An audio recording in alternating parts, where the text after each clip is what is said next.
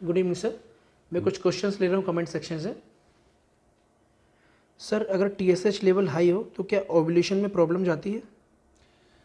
सबसे पहले तो मैं डॉक्टर दीपांकर बैनर्जी बोल रहा हूँ जबलपुर से, ideal fertility IVF and genetic centre private limited से, जो कि मध्य प्रदेश में स्थित है। और मैं गायनिकोलॉजिस्ट हूँ with special interest in IVF and fetal medicine. जो ये क्वेश्चन था कि थायराइड क्या क्या प्रॉब्लम था। थायराइड बढ़ा हुआ हो तो ओव्यूलेशन में प्रॉब्लम जाती है क्या? थायराइड बढ़ा हुआ हो, TSH यदि बढ़ा हुआ हो तो डेफिनेटली एक लिमिट के बाद पीरियड इरेगुलर होने लगते हैं, और पीरियड इरेगुलर हुआ मतलब आपका रेगुलर ओव्यूलेशन रुक रहा है।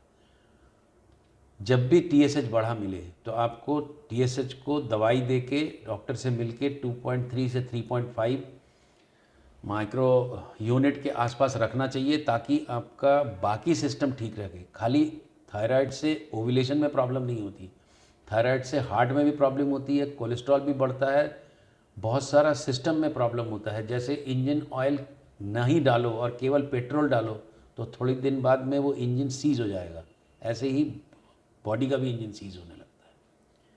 सर, प्रेगनेंसी के दौरान कौन कौन से इंजेक्शन लगने चाहिए जिससे प्रेगनेंसी में कोई प्रॉब्लम ना जाए, मतलब बच्चे में कोई इन्फेक्शन ना हो? ये एक बहुत ही सरसरी तौर पे पूछा गया क्वेश्चन है। और कौन कौन सी इंजेक्शन जो ज़रूरत की इंजेक्शन है वो हम लगाते हैं। मोस्टली जो टिटनस की इंजेक्शन रेगुलरली वो लगते हैं। आप एक या दो इंजेक्शन डिलीवरी के 1 महीने पहले तक लगा लें, और बाकी के जो प्रोजेस्टेरॉन के इंजेक्शन वो रिक्वायरमेंट के हिसाब से। सर, पीरियड मेडिसिन लेने से ही आता है तो क्या कभी नेचुरल प्रेगनेंसी नहीं हो सकती?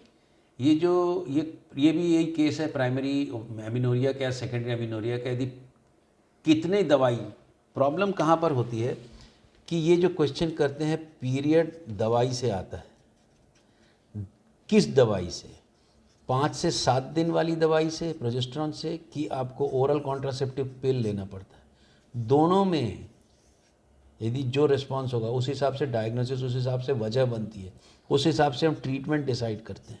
तो यदि ऐसा है तो आपको कोई गायनिक एंडोक्राइन को दिखा के या फिर आप आके दिखा सकते हैं। सर, डे 3 का एम्ब्रियो क्या ज़्यादा अच्छा नहीं होता? ये क्वेश्चन का आंसर मैं कई बार दे चुका हूँ, क्योंकि डे 0 जो है, जहाँ फर्टिलाइजेशन होता है आइदर इक्सी से या फिर कन्वेंशनल IVF और नेचुरल भी जो ट्यूब में होता है, जो एग होता है वो एग बड़ा होता है। उसमें जब स्पर्म एंट्री करता है तो इसका जो योक है, इसका जो RNA है, इसका जो माइटोकॉन्ड्रियाज है, ये एनर्जी इसको सप्लाई करती है शुरू में 1, 2 और तीसरे दिन का कुछ हद तक। इसके बाद वही ग्रो करता है जिसमें खुद का एनर्जी बनाने का काबिलियत हो। इसको एम्ब्रियोनिक जीनोम एक्टिवेशन बोलते हैं। तो हम क्या करते हैं, हम यहाँ तक, इसके आगे तक डे 4 या डे 5 तक एम्ब्रियो को ले जाते हैं। इसमें जो भी एम्ब्रियो पहुँचता है वो डेफिनेटली डे 2 डे 3 से प्रूव्ड काबिल है। मैं ये नहीं कहता कि सब डे 2 डे 3 खराब है, उसी में से ब्लास्टोसिस्ट बनता है, बट ब्लास्टोसिस्ट यदि हमको मिल रहा है तो डेफिनेटली ये डे 2 डे 3 से छन के सिलेक्टेड बेटर एम्ब्रियो कहलाएगा। Sir, ovulation kit shows 2 lines every month on day 11. My AMH level is 0.76. What is the chances of natural pregnancy? There are good chance of natural pregnancy if you are having on 11th day 2 lines in your ovulation kit. On 12th day you might have ovulation, and better you have meet with your husband on 11th or next day, definitely for 2 days. Sir, मेरा egg 20 का था but फिर भी वो निकला नहीं, क्या कारण हो सकता है जबकि AMH लेवल अच्छा था? AMH लेवल अच्छा था यदि पीरियड रेगुलर है और आपका एक अल्ट्रासाउंड किया और उसमें यदि आपका एक फॉलिकल 20 मिलीमीटर का बना फिर निकला नहीं, तो क्या ये बढ़ के 27-25 मिलीमीटर का हो गया। कई बार निकलने के बाद में ये कॉर्पस ल्यूटियम भी वैसे ही दिखता है, यदि थोड़ी देर से देखें, ब्लड नहीं दिखता है तो भी लगता है कि फॉलिकल रप्चर नहीं हुआ। तो बहुत सारे, यदि आपको लगता है कि इसमें डाउट है तो आप एक सीरम प्रोजेस्टेरॉन करा लीजिए डे 21 से 23 के बीच में।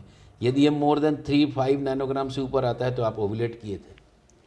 सर, मुझे सोराइसिस है, मेरी मदर की फैमिली में भी सोराइसिस था, तो क्या वह प्रॉब्लम मेरे बच्चे में आ सकती है?